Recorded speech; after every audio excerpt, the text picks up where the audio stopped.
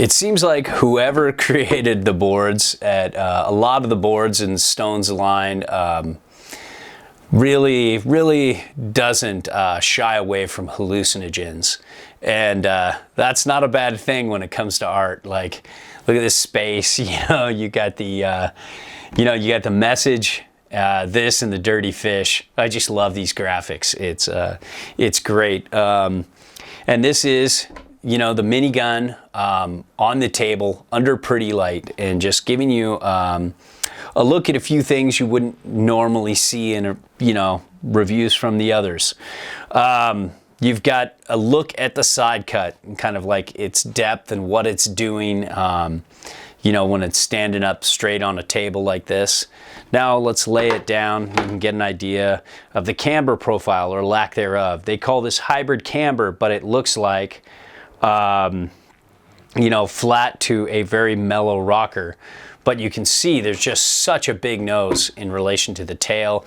Looks like a little bit of taper going on here too. And,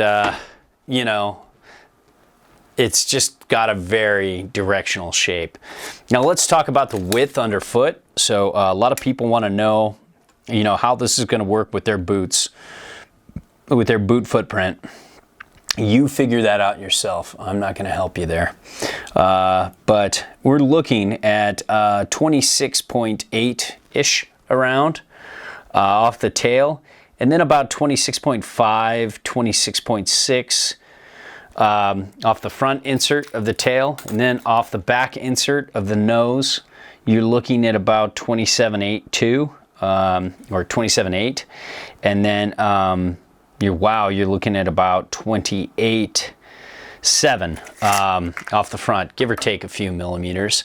Now, let's talk about setback on board versus setback on side cut. Kind of a fun thing to do. With traditional disc bindings, setting it up all the way back, you can get a 21.25 inch stance width, which is pretty good for a board like this. And then the difference between nose and tail is just around, 7.5-ish inches, 7.5 inches around there.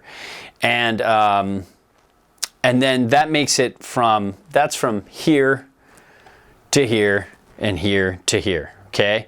And then, so that makes it about 3.75 back on board, if you count that.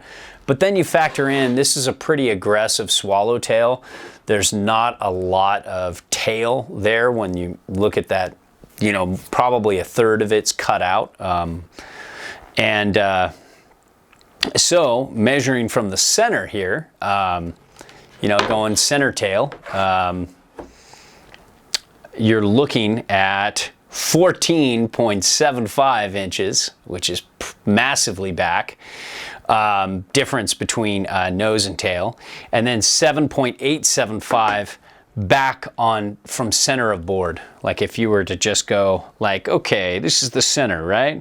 It's that far back. That's really far back. You can get some really good directional float, and you can get really far back on this, and I can't wait to try this in powder because it seems like it would be cool. We're sending it back, but maybe there'll be another round of Stone. We like what they've done. This base, just too much structure in the demo model. Hopefully that'll be dialed back in production. And look at this all black base.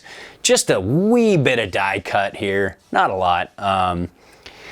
And really out of the way. So, with some black P-Tex and a good P-Tex gun, or even just a lighter, you can keep this thing pretty clean when you gash a base here and there. And all in all, the minigun, pretty fun. I think it could work for the right kind of rider if this is what appeals to you. Doesn't do bad job on groomers, and it seems like it would really jam in powder. There you have it.